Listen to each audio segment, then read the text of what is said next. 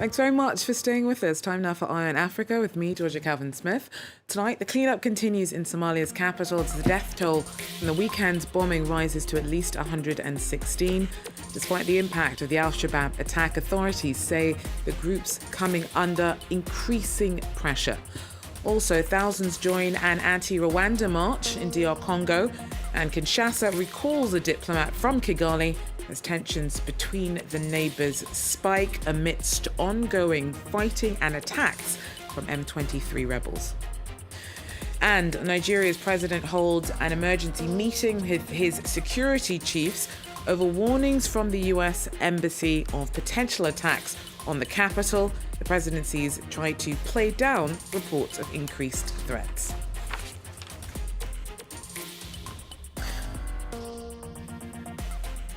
But first, the death toll from the most deadly attack Somalia has suffered in 5 years has risen to 116. On Monday, bulldozers were still clearing the site where twin car bombings went off 2 days earlier near Mogadishu's busy Zube intersection. At least 324 people have been wounded. The committee running cleanup and rescue efforts says that the damage to property has been massive. Now, a national blood donation drive has been launched, and President Hassan Sheikh Mohammed's called for solidarity with the victims. Now, the extremists have stepped up their attacks since he was elected in May. I'm joined now for more on this by Hodan Ali, the advisor to Mogadishu's mayor.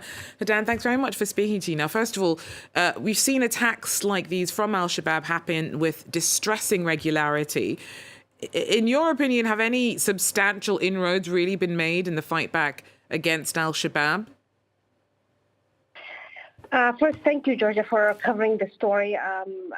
As you know, the twin bombings is one of the latest attacks that Shabaab has carried out in the capital city. Just about a month ago, they held siege in one of the most popular hotels in Mogadishu.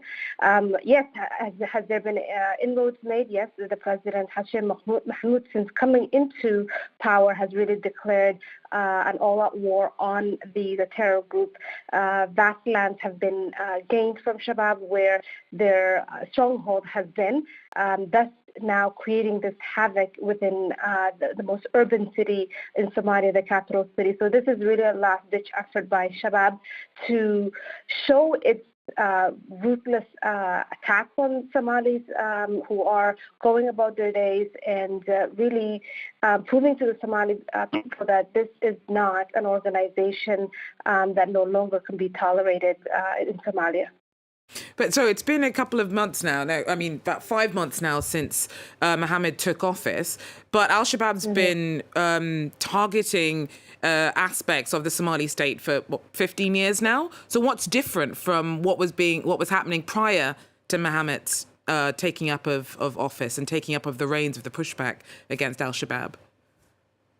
You're absolutely correct. I mean, Shabaab has been targeting government symbols, but Shabaab has also been targeting the Somali population. As you know, 2017, the most deadliest attack occurred October 14, the same site as the last bomb attack.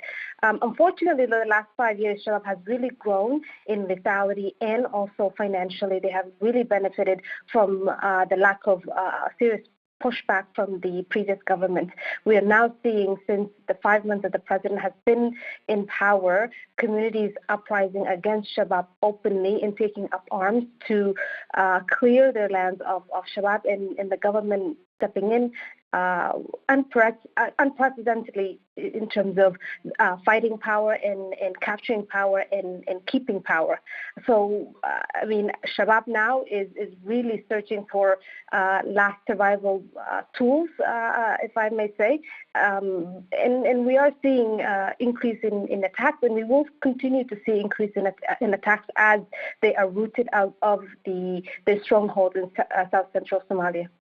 Now, all of this kind of consistent violence being meted out against Somali society must have a really kind of quite a big impact on the psyche of Somali civilians. How are people coping? Do you feel that they have been bowed, or are they frightened by the consistency of the attacks from Al-Shabaab? Historically, Shabaab has really wreaked havoc on the Somali population across the board, and we have seen the population collectively fearful of Shabaab, but we have also seen in the last 5 months people openly declaring war against Shabaab, both personally and professionally.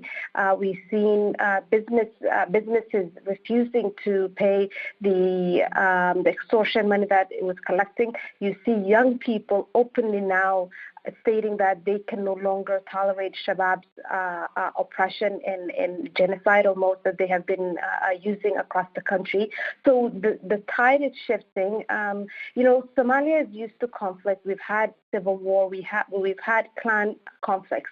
But within those clan conflicts, I do believe that there was a mechanism of approaching and resolving conflict.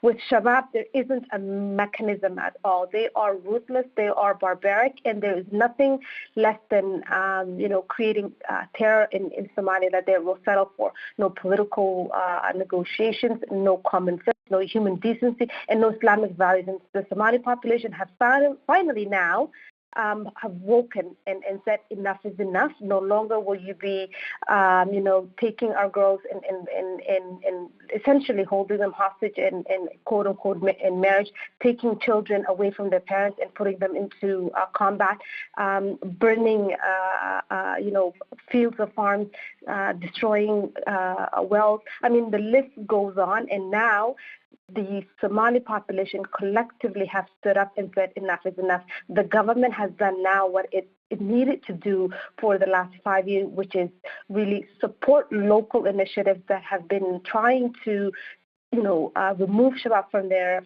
their lands. And now that the government is backing up and leading these efforts, communities are now getting that sort of moral and psychological boost that it has always needed to take up arms.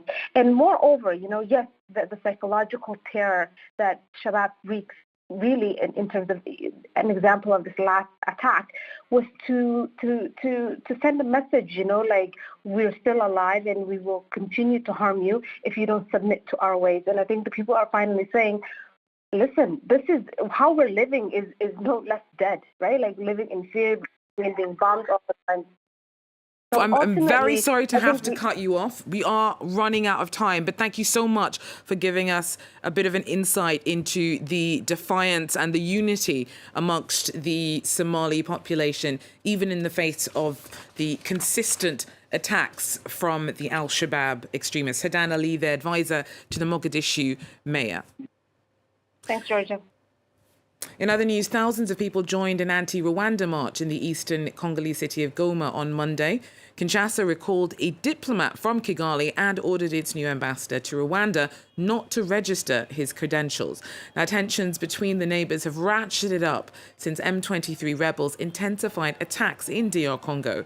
Rwanda denies Congolese accusations that it supports the insurgents. Our correspondent tells us more.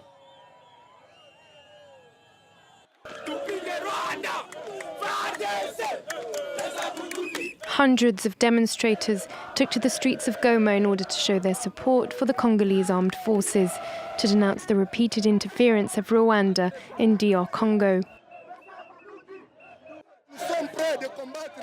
We young people are ready to fight the Rwandan enemy and the international community. We are resisting the wars imposed by Rwanda and Uganda. Anger is growing as the M23 rebels are advancing in the east of the country. Last week, the armed group took control of Kiwanja and central Rutshuru, two localities on the National Strategic Road which leads to Goma. A lot of young people here say they are ready to fight. We are asking our government to arm us so we can fight. We are willing to pick up arms. If they fail, we will fight. More than 2,000 miles away in Kinshasa too, many Congolese no longer believe in the diplomatic strategy to establish peace. Civil society groups believe there is a total breakdown in diplomatic relations. We cannot have diplomatic relations with a country that attacks us, that does not want to live in peace, with a country that takes advantage of our resources to jeopardize our territorial integrity. The Congolese government has asked the Rwandan ambassador to leave the country within 48 hours. The European Union and the United States have increased contacts with Kinshasa and Kigali to try to find a peaceful way to the conflict. Despite accusations from the DRC, the Rwandan authorities continue to deny any support for the armed group M23. Ghana's president reassured the country that it can navigate its way out of an economic crisis and negotiate a loan agreement with the International Monetary Fund.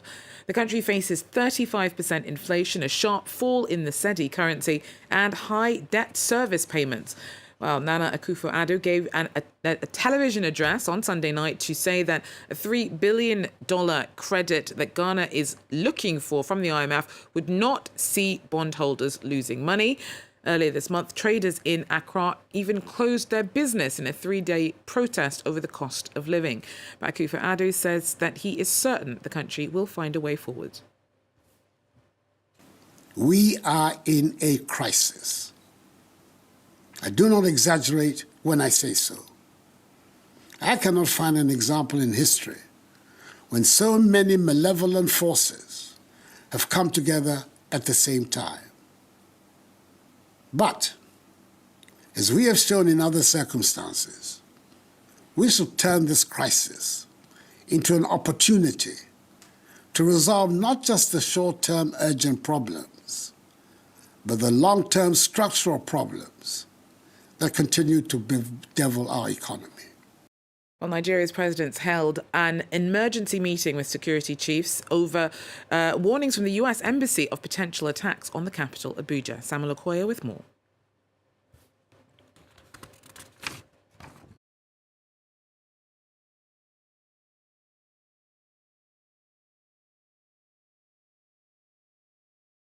That the president has to cancel several scheduled official engagements to hold the emergency security meeting shows how seriously the government is taking warnings from some Western countries of a possible terrorist attack on the capital, Abuja.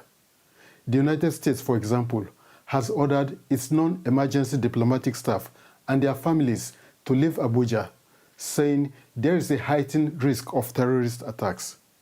A number of Western countries, including the United Kingdom and Canada, have also issued similar security warnings to their citizens. The warnings have caused panic, with some companies suspending their operations in Abuja. British Airways even refused to land in the city. Amidst the growing anxiety, government officials, including President Buhari, have called on Nigerians not to panic, saying security agents are offering full protection in the capital city. But Abuja has witnessed a lot of terrorist attacks in the past. These include suicide bombings in strategic places like the police headquarters, the United Nations headquarters, and even media houses. The attacks were carried out by the jihadist groups Boko Haram and the IS-linked Islamic State's West African province. With the memories of the vicious attacks still fresh in the minds of many people, it is perhaps understandable that there is a degree of panic in Abuja and elsewhere in Nigeria. Samuel Okoye there for us. That's it for Eye on Africa. Thanks for joining us.